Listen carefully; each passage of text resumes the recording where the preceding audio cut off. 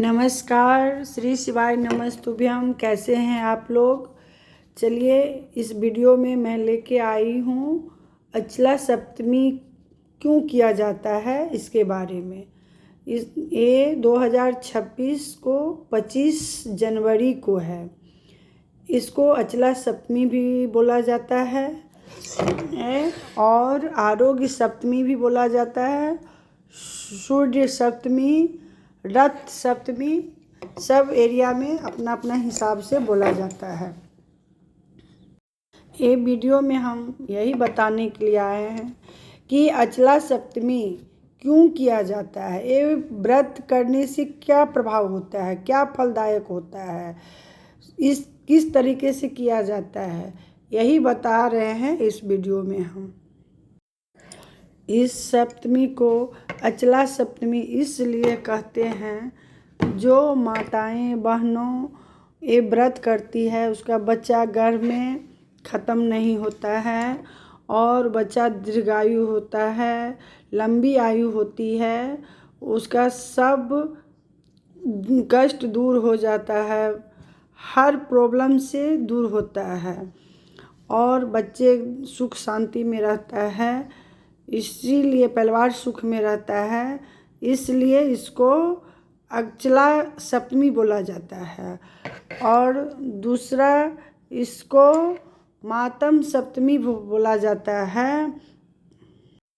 दूसरा आता है सूर्य सप्तमी, इसको मातम सप्तमी भी कहा जाता है।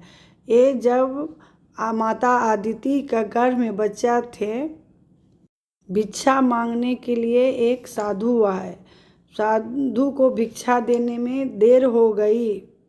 उस साधु ने श्राप दे दिया कि तुम्हारे गर्भ में जो बच्चा है सो गर्भ में ही समाप्त हो जाएगी। लेकिन महाकश्यप के तप के द्वारा माँ अदिति को कहा गया कि तुम चिंता मत कर, तुम्हारे बच्चे गर्भ से जो भी बच्चे जन्म होगा जीवित रहेगा।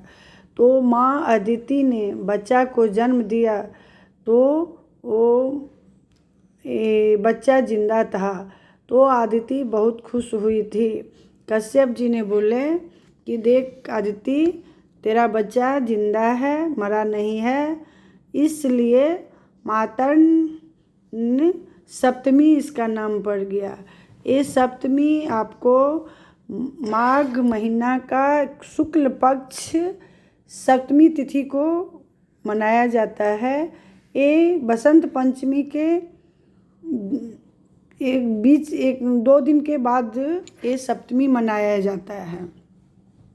ये व्रत करने से बहुत ही फल होता है, बुद्धि बढ़ती है, ज्ञान बढ़ता है, विद्या बढ़ती है, इसलिए इसको रथ सप्तमी भी कहा जाता है।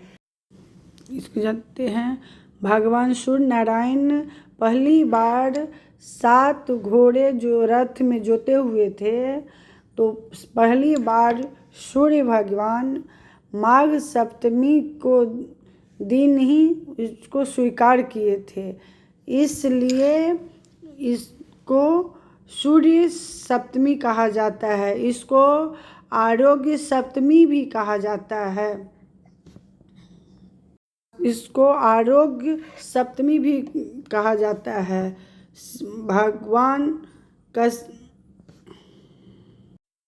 ये कथा में दिया है कि देवर्षि नारद और दुर्वासा ऋषि का श्राप कृष्ण जी का पुत्र को सांब को श्राप दे दिया गया था। भगवान भी ने श्राप दिया था। उनको 3 जगह से श्राप मिला हुआ था।